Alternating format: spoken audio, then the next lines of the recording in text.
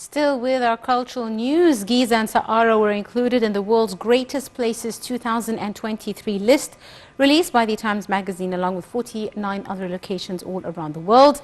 Most exciting trips to take right away include a new way to see history in Giza, Egypt, stated Times Magazine. And we're now delighted to be joined over the telephone by our tourism expert, Mr. Tareq Sherif. A very good afternoon to you, sir. Very good afternoon to you and your audience. Thank you very much for joining us, Mr. Tareq. And let me start by asking you, how do you see the recent announcement by Times Magazine to choose Giza and Saqqara as one of the best tourist destinations that people must rush to visit this year?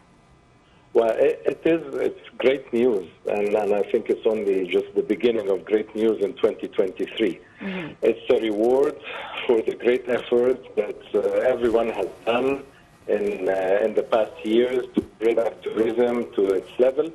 And it is about stating fact that the pyramids of Giza is one of the top destinations in the world. Absolutely. How do you see the impact of such nominations on international sites and institutions for Egypt as a distinguished tourist destination? How does this affect, marketing of Egypt as well as the flow of tourism to Egypt, sir? Well, this year we are seeing a rebound of tourism in 2023. However, the being on the cover page of a renowned magazine like the Times Magazine, it actually gives the extra push as well. So it gives confidence.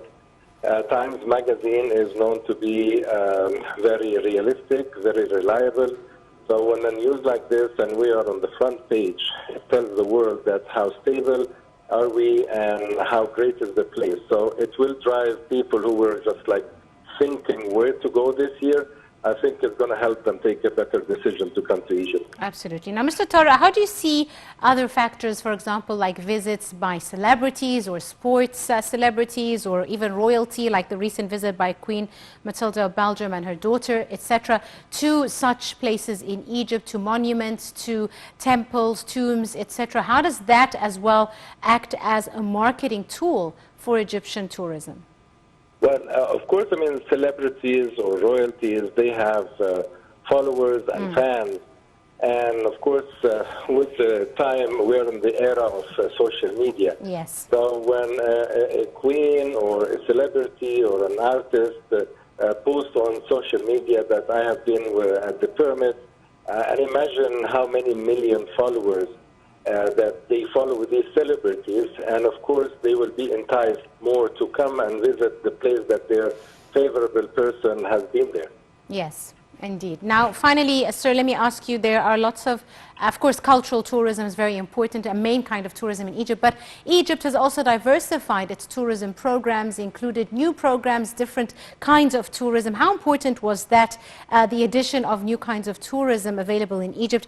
How does this really allow different people and tourists to come whatever they're seeking, whether it's sports or the beach or culture or the environment or even conference tourism?